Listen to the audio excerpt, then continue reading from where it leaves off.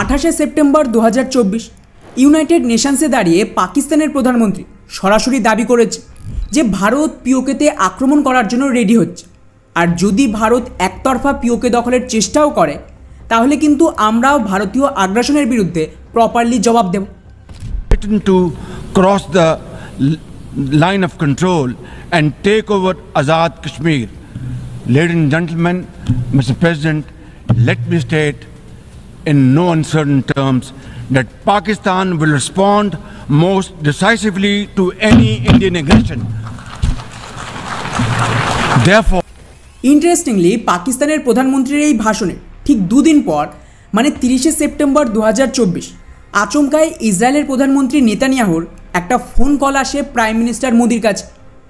আর আশ্চর্যজনকভাবে এই phone call আসার কিছু ঘন্টা পরে ইসরায়েলের প্রাইম মিনিস্টার নেতানিয়াহু তার সেনাকে আদেশ দেয় লেবাননে গ্রাউন্ড ইনভেশন করার জন্য।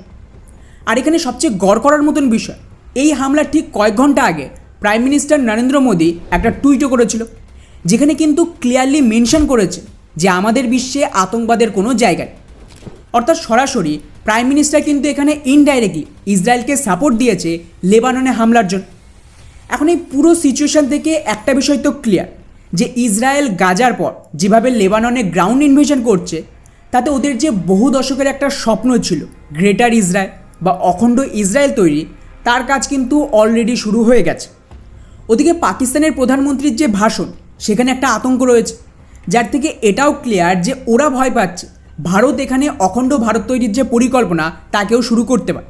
আর এটাকে আরও বেশি বল দিচ্ছে আজ থেকে কয়েক মাস আগে ভারতের রক্ষামন্ত্রী রাজনাথ সিংয়ের দেওয়া একটা স্টেটমেন্ট, যেখানে উনি কিন্তু না কেবল নিজের 3 সেনাকে যুদ্ধের জন্য রেডি হতে বলে, বরং তার সাথে এটাও ক্লিয়ার করে দিয়েছে যে খুব তাড়াতাড়ি পিওকে ভারতের সাথে বিলয় হয়ে যাবে। অর্থাৎ সরাসরি গ্রেটার ইসরায়েল আর অখণ্ড ভারত এই দুটো প্ল্যানিং কিন্তু প্যারালালি শুরু হয়ে গেছে। এখন এখানে স্বাভাবিকভাবে বেশ কিছু প্রশ্ন দাঁড়াচ্ছে যে অখণ্ড ভারতের সাথে ইসরায়েলের কী সম্পর্ক? ভারতের প্রধানমন্ত্রী কি নেতানিয়াহুকে সাপোর্ট দিচ্ছে গ্রেটার ইসরায়েল তৈরির জন্য, যাতে ভবিষ্যতে ইসরায়েলও ভারতকে সাপোর্ট দেবে অখণ্ড ভারত তৈরির জন্য? পাকিস্তানের প্রধানমন্ত্রী যেভাবে ইউনাইটেড নেশনসে দাঁড়িয়ে এটা স্বীকার করছে যে ভারত যে কোনো মুহূর্তে আক্রমণ করতে পারে, তাহলে এটাই কি মোদির 3য় টার্মের মেন মাস্টার স্ট্রোক, যার সাহায্যে পুনরায় ভারতে আবার ইলেকশন করি বহুমত পেয়ে ওরা ক্ষমতায় আসতে চাইছে, যাতে বিজেপিকে কোনো পলিটিক্যাল পার্টি এখানে ঠেকাতেই না পারে? এই সমস্ত প্রশ্নের জবাব খোঁজার চেষ্টা করব আজকের এই ভিডিওতে। ভিডিও খুবই ইন্টারেস্টিং হবে, তো শেষ পর্যন্ত অবশ্যই দেখবে।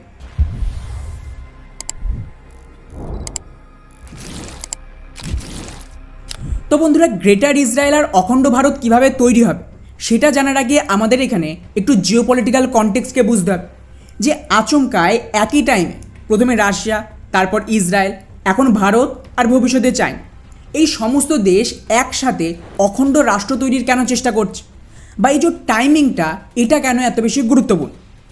ওয়েল, এর জবাব লুকিয়ে রয়েছে 400 বছর আগে ঘটা একটা ঘটনায়, যা গোটা বিশ্বের ইতিহাস বদলে দিয়েছে।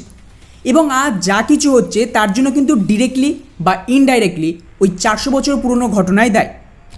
28 আগস্ট 1608 উইলিয়াম হকিন্সের নেতৃত্বে প্রথমবার ব্রিটিশ ইস্ট ইন্ডিয়া কোম্পানি ভারতের বর্তমান গুজরাট রাজ্যের যে সুরাট সেখানে পা ফেলে, যেখানে ভারতের সাথে বাণিজ্য করার নামে ওরা কিন্তু সেই সময়ে ইসলামিক আক্রমণকারী এই সমস্ত জিহাদিদের মদতে ধীরে ধীরে গোটা ভারতের দখল নেয়, আর শুরু হয় ব্রিটিশ কলোনাইজেশন। এখন এই পর্যন্ত ইতিহাস আমরা সকলেই কম বেশি জানি, কিন্তু এখানে একটা টুইস্ট আছে যা আমাদের ইতিহাস বইয়ে পড়ানো হয়নি। এই ব্রিটিশ আর পশ্চিমারা ভারত দখলের পর ভারত থেকে কিন্তু $45 ট্রিলিয়ন বেশি সম্পদ, সোনা এই সব কিছু লুট করে নিয়ে যায়। আর এই যে লুট চালানো হয়েছিল সেটা দিয়ে ওরা কী করে?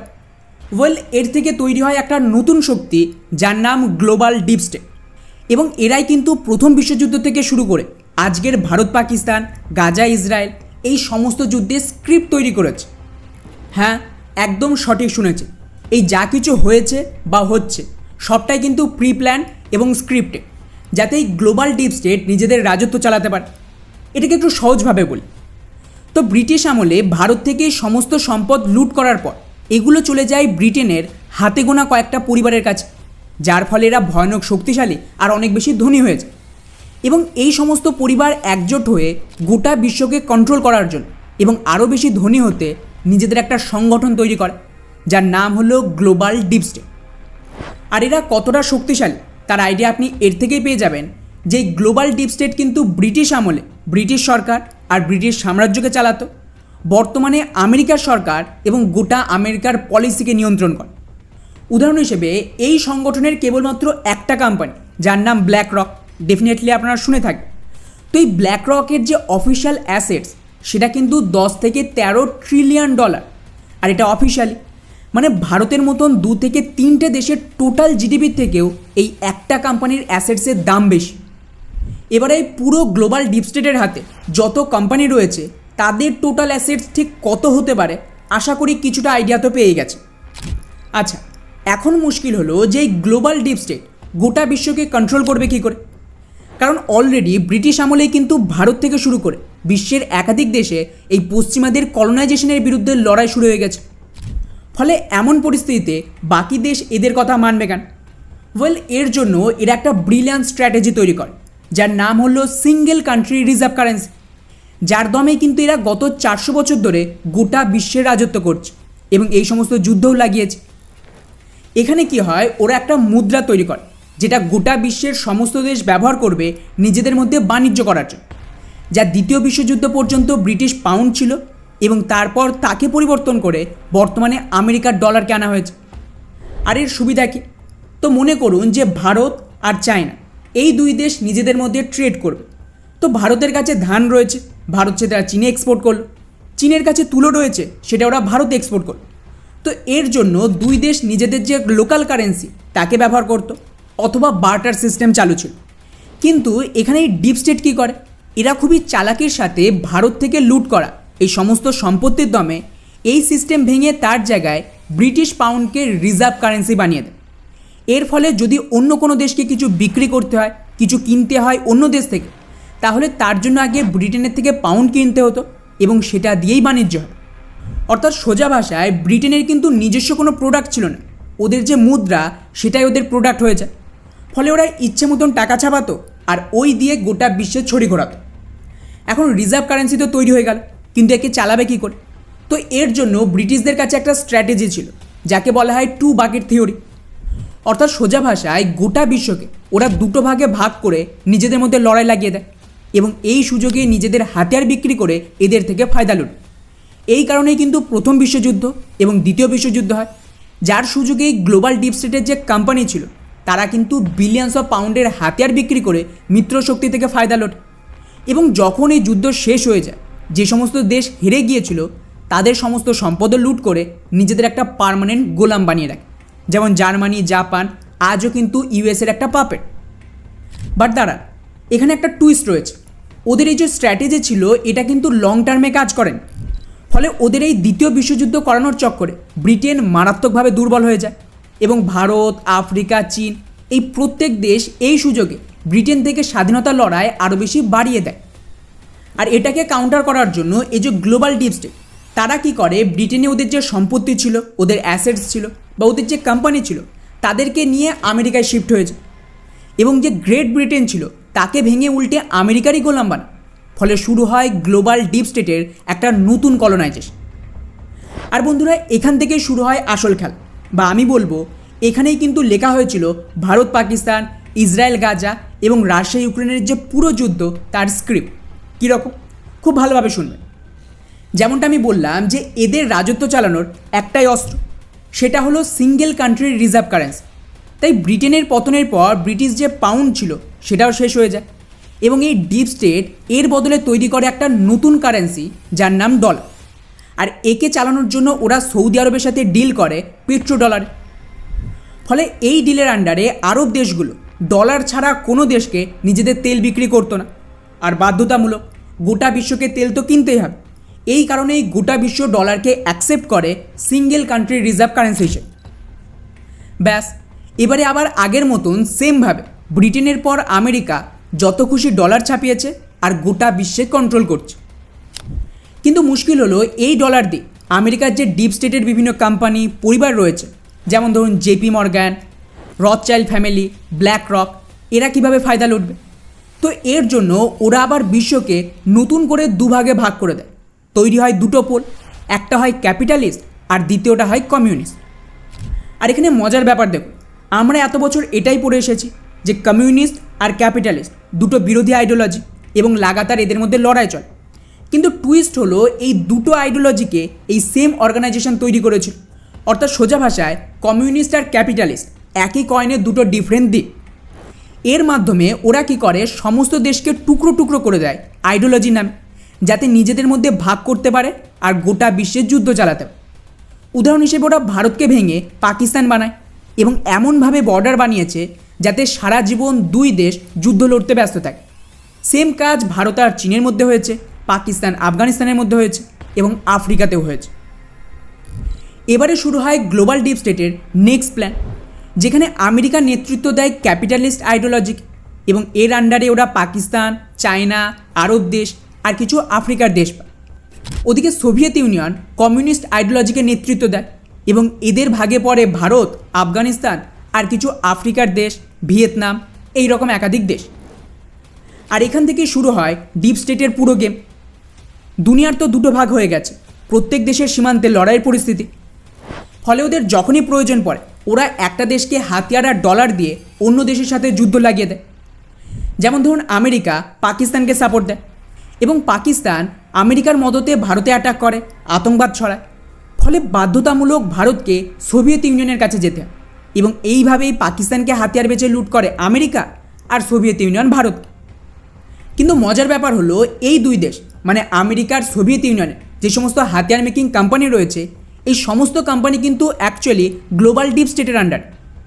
ফলে দুই দেশের মধ্যে যে যুদ্ধ হচ্ছে তাতে যে হাতিয়ার বিক্রি হয়েছে বা যে ফান্ডিং আসছে তা পুরোপুরি চলে যায় ডিপ স্টেটের হাতে। এবং এই সেমভাবে ওরা গত 70 বছর ধরে ভারত, মিডল ইস্ট, আফ্রিকার বিভিন্ন দেশে যুদ্ধ লাগিয়ে গেছে এবং কোনো দেশের যে সীমা বিবাদ সেটা কিন্তু মিটতে দেয়নি। এখন মুশকিল হলো 70 বছর ধরে আমেরিকায় ইচ্ছে মতন ডলার ছাপিয়ে গেছে গোটা এশিয়া আর আফ্রিকার ইসলামীকরণ করতে, যাতে এদের মাধ্যমে কনফ্লিক্ট হতে পারে, এবং অন্ধের মতন টাকা খরচ করেছে দুই দেশের মধ্যে যুদ্ধ লাগানোর জন্য। এর চক্করে আমেরিকার ওপর 34 ট্রিলিয়ন ডলারের ঋণ রয়েছে, যা কিন্তু কোনো দিনই শোধ করা যাবে না। এবং যেভাবে দ্বিতীয় বিশ্বযুদ্ধের পর ব্রিটেনের পতন হয়, এখন সেম অবস্থা আমেরিকার। আর বন্ধুরা, এর থেকে শুরু হয় আজকের এই সমস্ত লড়াই বা অখণ্ড ভারত এবং গ্রেটার ইসরায়েল তৈরির প্ল্যান। যেহেতু ব্রিটেনের মতন আমেরিকার খেলা তো শেষ, তো এখন বাধ্যতামূলক এই গ্লোবাল ডিপ স্টেট, যেটা আগে ব্রিটেন ছেড়ে আমেরিকা পালিয়ে আসে, সেমভাবে এবার আমেরিকা ছেড়ে ভারতে শিফট করছে। আর তার জন্য ডলারাইজেশনের মাধ্যমে পশ্চিমা দেশগুলিকে কোল্যাপসও করানো হচ্ছে। কিন্তু এখানে একটা টুইস্ট রয়েছে, এবারে কিন্তু আগের মতন ভুল হবে না।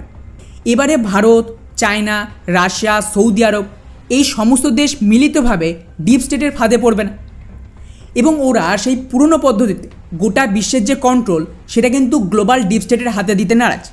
তাই এই ডিপ স্টেটের সাথে নেগোশিয়েট করতে বা এদেরকে কাউন্টার করার জন্য তৈরি হয় ব্রিক্স। এবং ব্রিক্স দেশগুলো বাইপোলার বিশ্ব, মানে গোটা বিশ্বে দুটো শক্তি থাকবে এবং ওরা নিজেদের মধ্যে লড়বে, তাতে রাজি না। ব্রিক্স দেশগুলো ঠিক করে যে এবারে একটা নতুন ওয়ার্ল্ড অর্ডার তৈরি হবে, যেখানে এই সমস্ত কলোনাইজেশনকে শেষ করে মাল্টিপোলার বিশ্বকে তৈরি হবে। যেমন ধরুন ভারত পুরো সৌদি থেকে শুরু করে লাওস, কম্বোডিয়া এই পুরো এরিয়াতে ইনফ্লুয়েন্স করে। রাশিয়া হয়তো ইউরোপের কিছু অংশ আর সেন্ট্রাল এশিয়া পাবে, চীন সাউথ চায়নার কিছু দেশ পাবে। তো এইভাবে পুরো ভাগাভাগি হবে। আর স্বাভাবিকভাবে যদি এই 400 বছরের গ্লোবাল ডিপ স্টেটের রাজত্ব শেষ করে মাল্টিপোলার বিশ্ব তৈরি করতে হয়, তাহলে যা কিছু ট্রিগার পয়েন্ট ছিল তাকেও তো ঠিক করতে হবে এবং সবটাই রিভার্স করতে হবে। আর ঠিক এই কারণেই যত সীমাবিবাদ রয়েছে, যত আইডিওলজিক্যাল কনফ্লিক্ট রয়েছে বা ইসলামীকরণ করা হয়েছে, তাকে কিন্তু পাল্টানো হচ্ছে। আর এর আন্ডারেই ইসরায়েলের আশেপাশে যত ইসলামিক জিহাদি রয়েছে, যাদেরকে অ্যাকচুয়ালি এরাই তৈরি করেছিল, তাদেরকে এখন খতম করে গ্রেটার ইসরায়েল তৈরি হচ্ছে। ভারত পুনরায় নিজের যে এরিয়া হারিয়ে ফেলেছিল 1947-এ, তাকে ধীরে ধীরে রিক্যাপচার করবে এবং চীন তাইওয়ানের এরিয়া ক্যাপচার করবে। আর রাশিয়া তো অলরেডি সেম কাজ করছে। ওদিকে আবার সৌদি এবং বাকি আরব দেশ, যারা গোটা বিশ্বের ইসলামীকরণ করেছিল, তারাও এটাকে রিভার্স করছে। এবং আপনারা হয়তো খেয়াল করে থাকবে যে ধীরে ধীরে সৌদি আরব, ইউএই এই সমস্ত দেশে যত কঠোর ইসলামিক নিয়ম ছিল তাকে পাল্টে দেওয়া হচ্ছে এবং এই দেশগুলিকে একটা সেকুলার দেশের দিকে নিয়ে যাওয়া হচ্ছে। সেম কাজ আগামী কিছু বছরে ভারতীয় সাবকন্টিনেন্টেও হবে। আর মজার ব্যাপার হলো এটা করা হবে বিভিন্ন মসজিদ আর মাদ্রাসার মাধ্যমে। এখন স্বাভাবিকভাবে 70-80 বছরের এই সমস্ত জঞ্জালকে পাল্টাতে হলে কনফ্লিক্ট তো হবে। আর এই সমস্ত রিভার্স করার দরুন ডিপ স্টেট চাইছে যে ওদেরও কিছু ফায়দা হোক এবং আমেরিকা তো ডুববে। তাই আমেরিকা ডোবার আগে যতটা সম্ভব আমেরিকাকে লুট করে এই গ্লোবাল ডিপ স্টেট পালিয়ে আসতে চাইছে। এই কারণেই কোনো শান্তিপূর্ণ সলিউশন ওরা দিচ্ছে। আমেরিকার থেকে যতটা সম্ভব টাকা লোটার জন্য ওরা ইউক্রেনের দ্বারা রাশিয়ার যুদ্ধ শুরু করায় এবং আমেরিকার ট্রিলিয়ন্স অফ ডলার ছাপিয়ে সেই টাকা কিন্তু ইউক্রেনে হাতিয়ারের নামে ডিপ স্টেটকেই দিচ্ছে। সেম কাজ মিডল ইস্টে হচ্ছে। ইসরায়েলের ওপর ইচ্ছাকৃতভাবে অক্টোবর 7-এর হামলা করে ওরা আবার ইসরায়েলকে হাতিয়ার দেওয়ার নামে বিলিয়ন্স অফ ডলারের ডিল পাচ্ছে আমেরিকার সরকার থেকে। আর এই সমস্ত হাতিয়ার দিয়ে ইসরায়েল এখন গ্রাউন্ডে ক্লিন করছে, যেমনটা ওরা অলরেডি গাজাতে করেছে, লেবাননে চলছে এবং ধীরে ধীরে ইরাক সিরিয়া থেকে ইরানে গিয়ে এটা থামবে। যাই হোক, গ্রেটার ইসরায়েলের কাজ তো হচ্ছে। এবারে নেক্সট স্টেপ রয়েছে ভারতের সমস্যা হলো ভারত সরকার এখানে একটা শান্তিপূর্ণ সমঝোতা চাইছে, কিন্তু গ্লোবাল ডিপ স্টেট চাইছে যে ভারত পাকিস্তানের বিরুদ্ধে কোনো একটা মিলিটারি অপারেশন চালু করবে, যার ফলে দুই দেশের মধ্যে একটা যুদ্ধ শুরু হবে এবং এতে কিছু বিলিয়ন ডলারের যে হাতিয়ার দরকার সেটাই ডিপ স্টেটের কোম্পানিগুলো পাবে এবং সেটাকে তৈরি করার নামে ওরা ভারতে এন্ট্রিও নেবে। আর ভারতে যা কিছু হচ্ছে মানে খালিস্তানি, মণিপুরের ইস্যু, বাংলাদেশের সমস্যা, এই সবটাই কিন্তু ডিপ স্টেটের ব্ল্যাকমেলিং ভারত সরকার। যতক্ষণ না ভারত সরকার পাকিস্তানের সাথে কোনো মিলিটারি কনফ্লিক্টে যাচ্ছে বা এই ডিপ স্টেটের কথায় রাজি হয়ে ডিপ স্টেটকে কিছু বিলিয়ন ডলারের হাতিয়ারের ডিল দিচ্ছে, ততক্ষণ এই সমস্ত কিছু ভারতে থামবে না। আর খেয়াল করেন, অলরেডি ওরা ভারতে এত বেশি ইন্টারফিয়ারেন্স করেছে যে এর চক্করে বিজেপির যে বহুমত সেটাও খতম হয়ে গেছে। ইন্টারনাল কনফ্লিক্ট চলছে আর পরিস্থিতি খুব একটা ভালো নয়। এখন এই পুরো ক্রাইসিস থেকে বেরোনোর জন্য বিজেপির কাছে একটাই রাস্তা রয়েছে, যাতে ওরা আবারও নিজেদের বহুমত ফেরত পায়, সেটা হলো পাকিস্তানকে ঠোকা।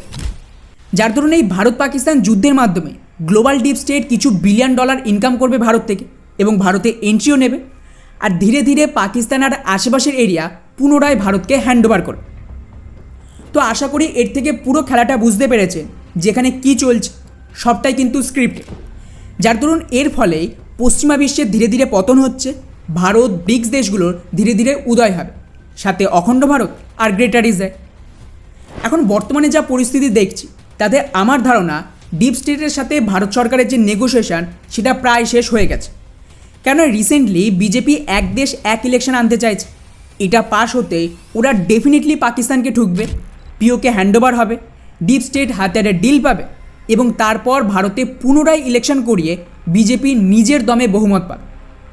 আর হ্যাঁ, একটা জিনিস খেয়াল রাখবেন, নেক্সট যে ইলেকশন হবে 2026 থেকে 27 সালের মধ্যে, সেই সময় এই গ্লোবাল ডিপ স্টেট বা আমেরিকা না ভারতে ইন্টারফিয়ারেন্স করবে, না ওরা কংগ্রেস পার্টিকে সাপোর্ট দেবে, আর না সোশ্যাল মিডিয়ায় ভারত বিরোধী বা সরকার বিরোধী যে একটা ক্যাম্পেইন চলছে সেটা চলবে। বরং আমি বলবো নেক্সট ইলেকশন পুরোপুরি একতরফা। হ্যাঁ, এই সব কিছু থেকে লস অবশ্যই হবে, কিন্তু সেটা ভারতের না, বরং ভারতের দুই প্রতিবেশী, স্পেশালি পাকিস্তান আর বাংলাদেশ, এই দুই দেশের যে সাধারণ জনগণ ওরা ভাবছে অ্যাকচুয়ালি ওরা ভারতের বিরুদ্ধে জেহাদ করছে, কিন্তু না, কেবলমাত্র ভারতের সাথে ডিল করার জন্য বা নেগোশিয়েট করার জন্য এদেরকে তৈরি করা হয়েছিল। আর যে মুহূর্তে এই ডিল হয়ে যাবে এদেরও কিন্তু পায়ের নিচে কুচলে দেবে। সেম কাজ লেবানন, গাজা, ইরান এই সমস্ত দেশে তো অলরেডি দেখেছে। তো তৈরি থাকুন এক দেশ এক ইলেকশনের ডেট ঘোষণার, এরপরেই কাশ্মীরের অ্যাকশন শুরু হবে। তো এই ছিল পুরো কনস্পিরেসি এবং অখণ্ড ভারত আর অখণ্ড ইসরায়েল তৈরির যে প্ল্যান সেটা। বাকি এই পুরো ভিডিওকে নিয়ে আপনাদের কি মনে হয় নিচে অবশ্যই কমেন্ট করে জানাবেন। জয় হিন্দ।